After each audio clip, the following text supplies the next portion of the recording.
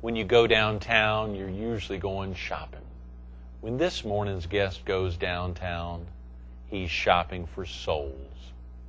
What's it all about? You'll find out coming up next on Carolina People.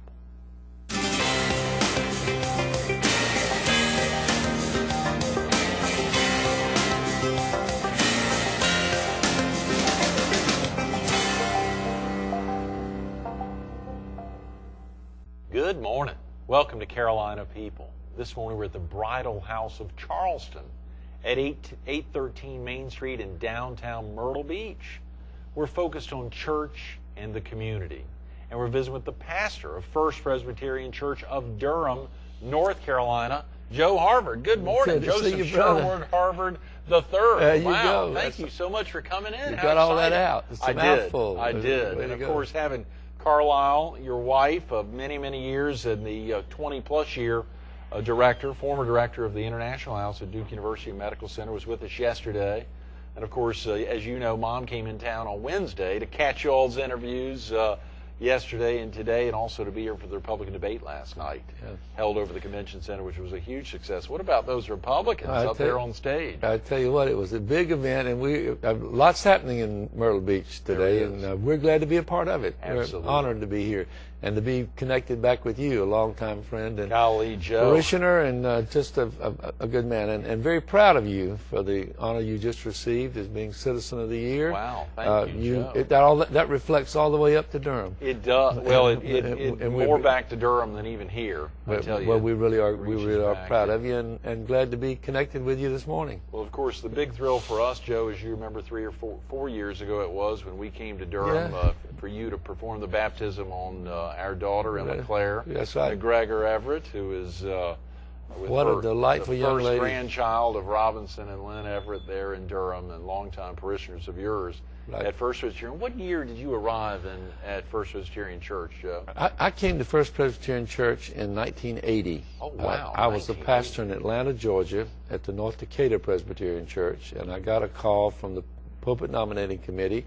And one of the, in the interest of full disclosure, let me say that your father, Judge Robinson Everett, was a member of that Pulpit Nominating Committee. Is that right? And so he and I met when they came looking for a pastor, and I was very excited about the opportunity of coming to Durham.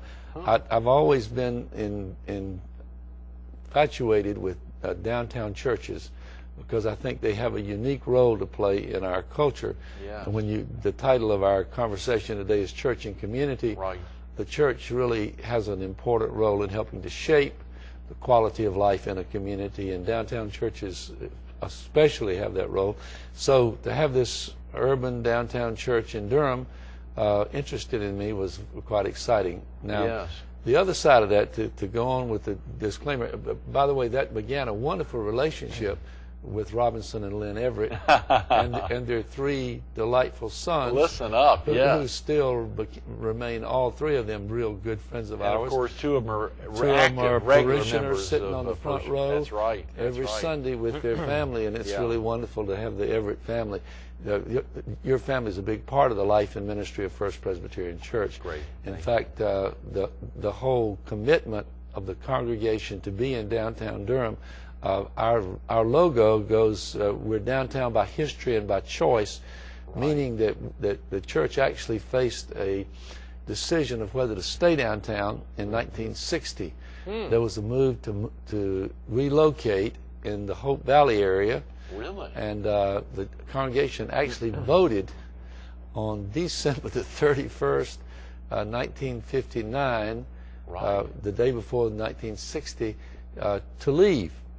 To go over to Hope Valley. To go to Hope Valley. Wow. And some wiser heads in the congregation, one of them being your dad, said, let's think about this. So they hired a consulting firm, and they took a year to reconsider or to think about the decision. And then a year later, they took another vote, and at this time they had reassessed the whole thing and decided to stay downtown. Now what was happening in downtown, as it happened in a lot of downtowns, was that people were moving out to the suburbs. The shopping malls were, and so the downtown area, which had been a hubbub of business. Oh, yeah. And in fact, your family owned a home about 2 blocks from the church. That's right. Your dad and his parents would walk to church. Right. and I mean, you know, and at least he and his mother would. Now, I think his father would stop before they got there at the Episcopal Church. Yeah. But the Episcopal service was shorter, and so he would always come and join them for the end of the Presbyterian service. Up, Joe. There you wow. go. Yeah. Mr. R.O. Everett, he had 2 churches on Sunday morning. He was an amazing man. That's a dedicated Christian. That's wonderful. And your family has always been committed to downtown Durham. Oh, yeah. Your dad was chair of the Urban Renewal Commission when we went through that whole urban renewal thing in the 60s. So in the 60s, the congregation that I'm pastor of now decided to stay downtown. That's why we say downtown by history. I love it, Joe. And a lot of folks, and I don't want to say I'm sorry to say because it is my church now here, but it is moving out of its downtown location within the next year. First Presbyterian Church of Myrtle Beach, which are 4 blocks north of this store. And it's moving to a magnificent new facility on Bob Grissom Parkway, about 25 blocks from its current location, but thoroughly out of downtown. Well, I understand those kind of decisions, and sometimes you do that because you're landlocked. And they have terrible parking here. Yes. And First Presbyterian Church has no way to expand in downtown Durham, as you well know. But we made a decision a couple of years ago to continue to develop the property down there, and we've just gone through a renovation, about a $3.5 million renovation, and now we have what is considered by many the best sacred space in the whole triangle for music. It's a beautiful, as you know, the renovation. And in fact, on April the 13th, the Wynwood Quintet from the New York Philharmonic Orchestra, which is considered the best Wynwood quintet in the world, is going to perform in our sanctuary as a tribute to a congregation that is providing beautiful music in the heart of a city. And so they're coming down for a special concert that's been arranged by the former head oboist for the New York Symphony, Joe Robinson, who's retired and now a member of our church. Is that so right? We do a couple of things, Greg, as you know very well. We try to we preach the word. We try to be faithful to the gospel in season and out of season, and that's our main mission.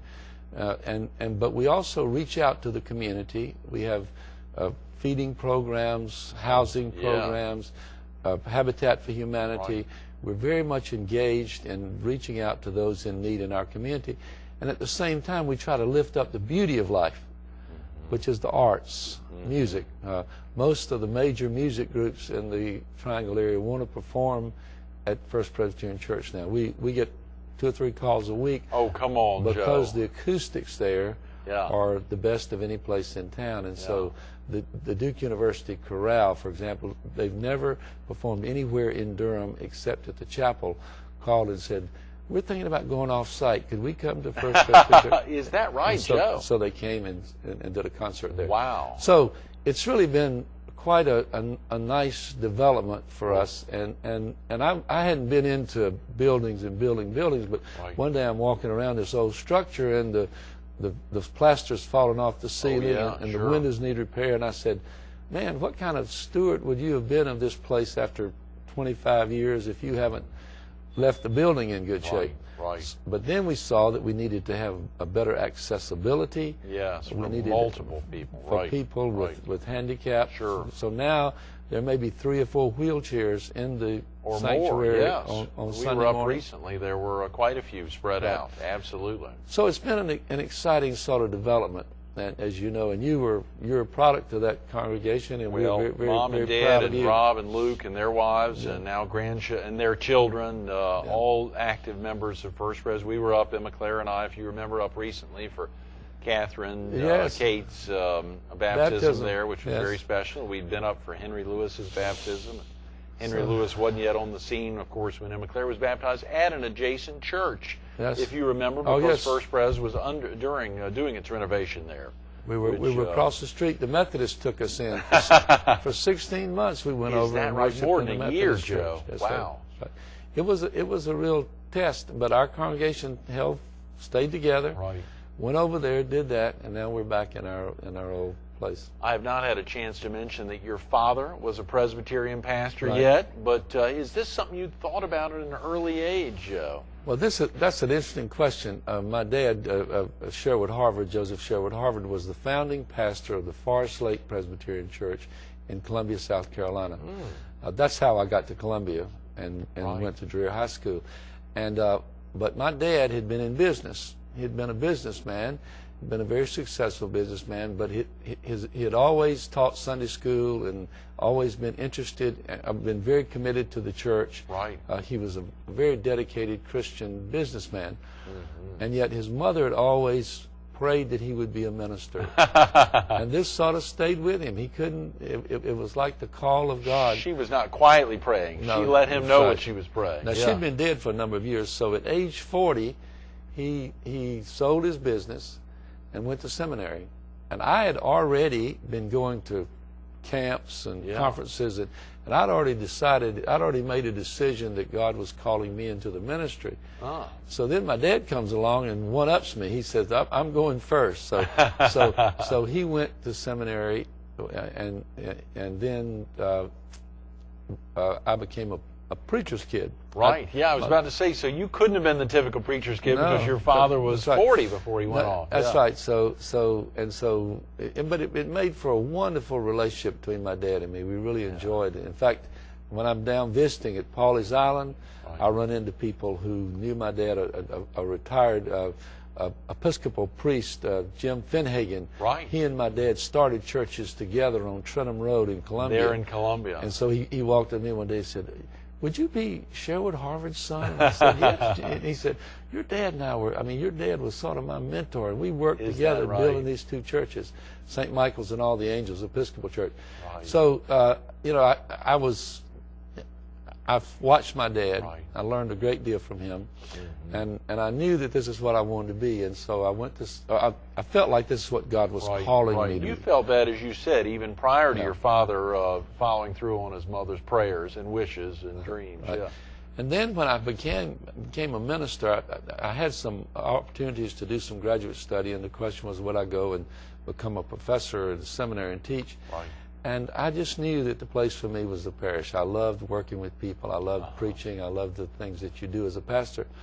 And so I felt, Greg, to be really honest with you, I feel guilty getting paid for doing something that I love to do so much. And your wife said that yesterday in her job. That's right. As the director of the International House there at Duke for 20-some years, she always felt guilty getting paid for doing something she loved. Well, one thing that her being your guest yesterday and me being here today has helped me to think about, there's a bumper sticker that you may have seen that says, think globally but act locally. Locally, yes. Well, with her work with internationals and my work in the local community in Durham, we've been able to pull those two together. We've been able to work globally and locally, and that's been a wonderful combination for both of us. We both felt like we were called to do what we were doing. Using a call in my way of thinking theologically is using the gifts God's given you to serve God's people. Absolutely. And not to take anything away from Carlisle's role there, which is thoroughly global, your is not only local but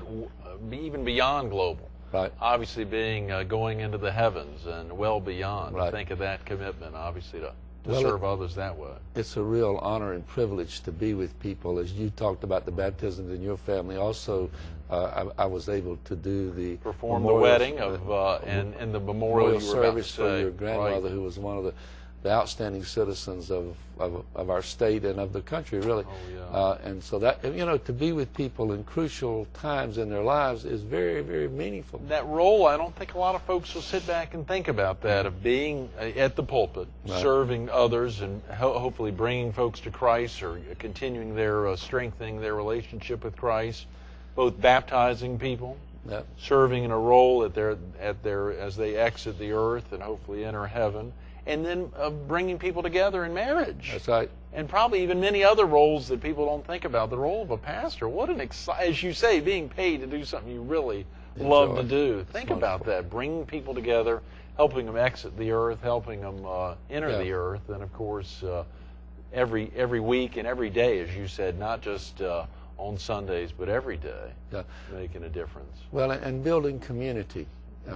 building community among people. You know, everybody moves around. We're so transient these days, and people are looking for a place that they can call home, a community that they can interact with. The other thing that's happened to your old congregation where you grew up, which I'm sure you noticed it when you come back, is that we've had a lot of members from Africa who were Presbyterian in Africa. People in your viewing audience may not know it, but there are more Presbyterians in the country of Kenya. Kenya right now is going through a really difficult time because of the presidential election, you know, and the rioting and all that's going on there. We pray for them every day. But there are more Presbyterians in Kenya than there are in the United States. Oh, come on. No. There are more Presbyterians in Kenya Yeah. than in the entire United States. Exactly. How could that be? I mean, that's amazing. I mean, had they preceded Presbyterians in America? No, the Presbyterian Church in America and Scotland went over and began mission work there. And so now folks from Kenya come to this country and they are Presbyterians. So they come looking for a Presbyterian church. So we have over 50 families and individuals in our congregation who are from Kenya, some from Zimbabwe, from Cameroon, from South Africa.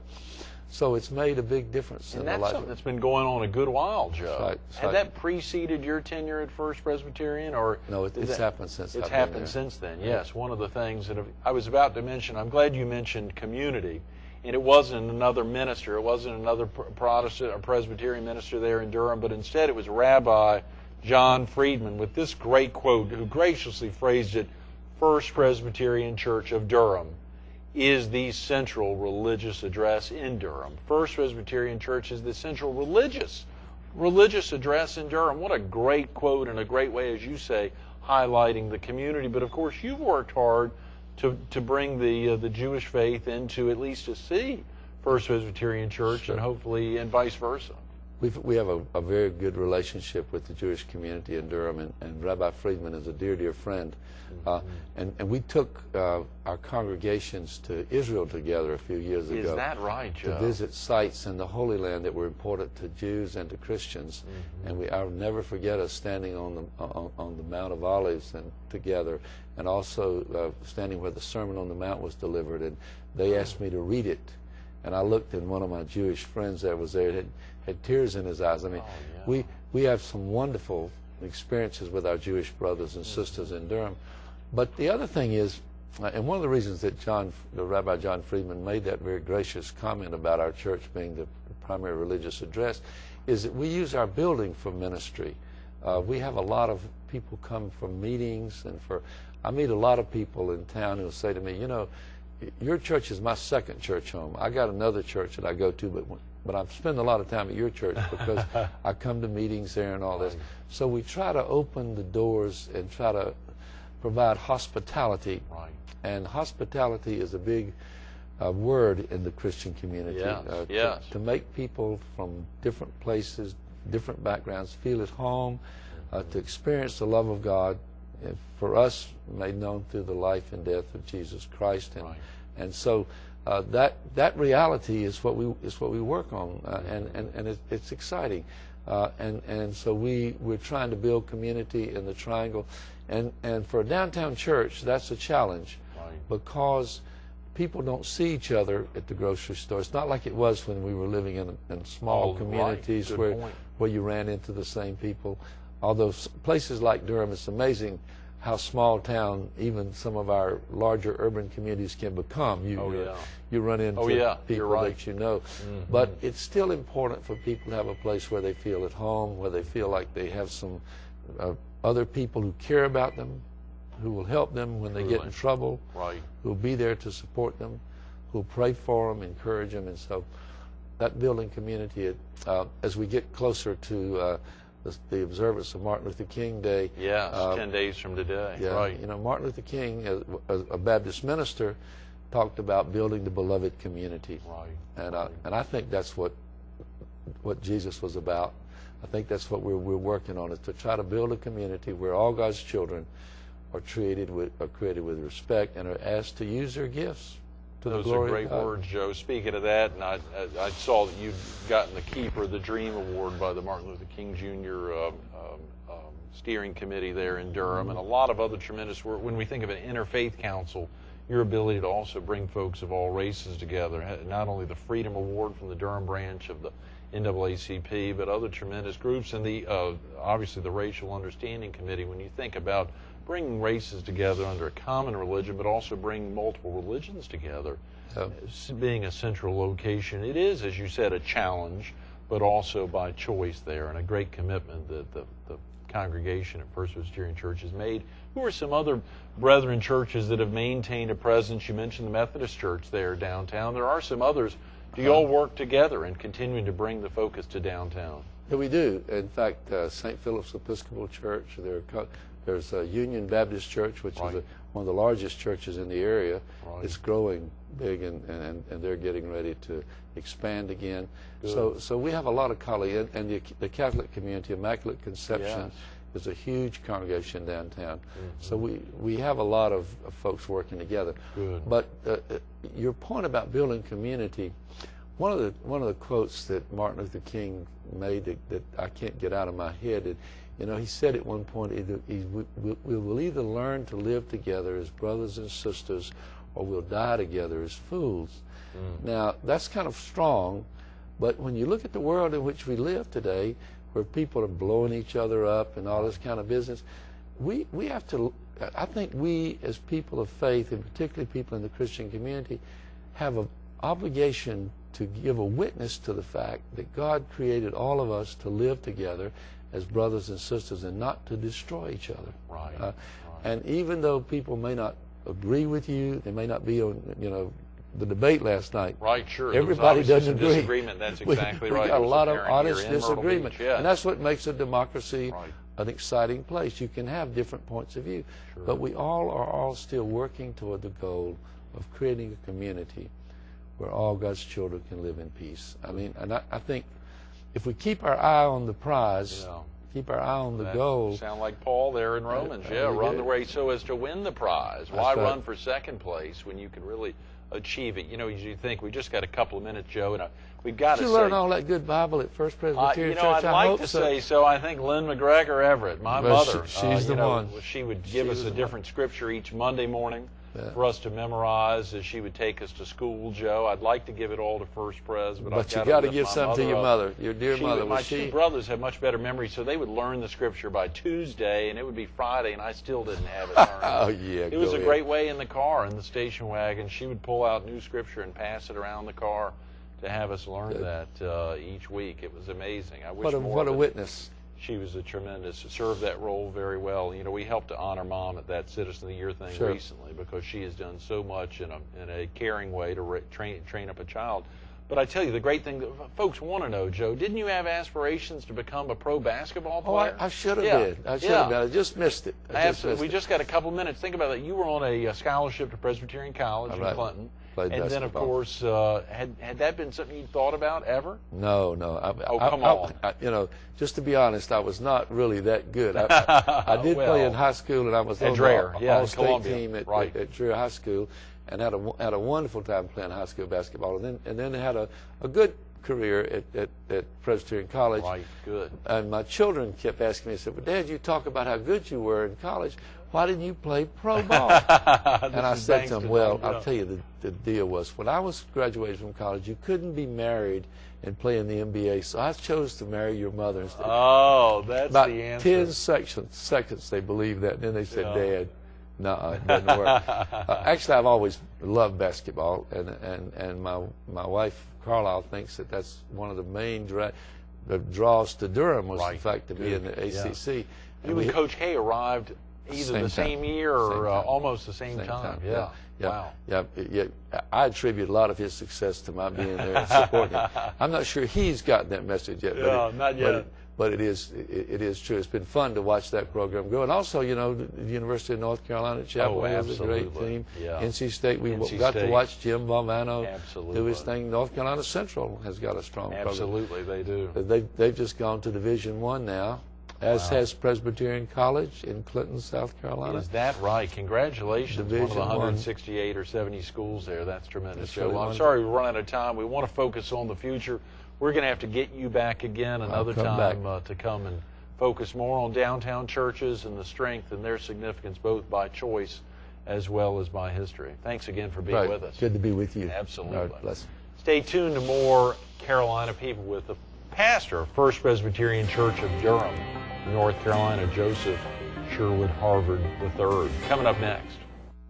Don't you hate it? You always run out of time when you got tremendous guests. Fortunately, we had Joe's wife here yesterday, and she shared that great story of their daughter becoming the youth pastor there, the youth minister at First Presbyterian Church, formerly the interim youth minister, now the youth minister. And, of course, that tied into the real excitement. Another thing we ran out of time, couldn't focus on, was a strong woman, my grandmother, who, thanks to my dad, was instrumental, held a role there at First Presbyterian Church. We talked about bringing races together.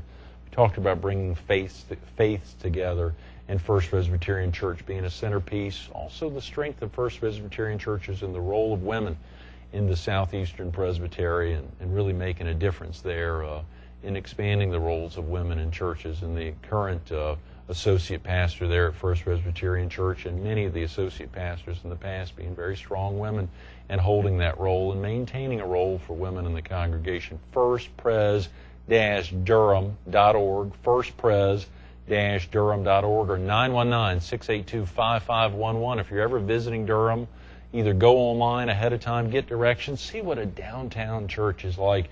You heard him say it, 136 years by history and by choice. By history and by choice. First Presbyterian Church of Durham, North Carolina, and its pastor and the representative for so many others there in Durham, North Carolina, Joe Harvard.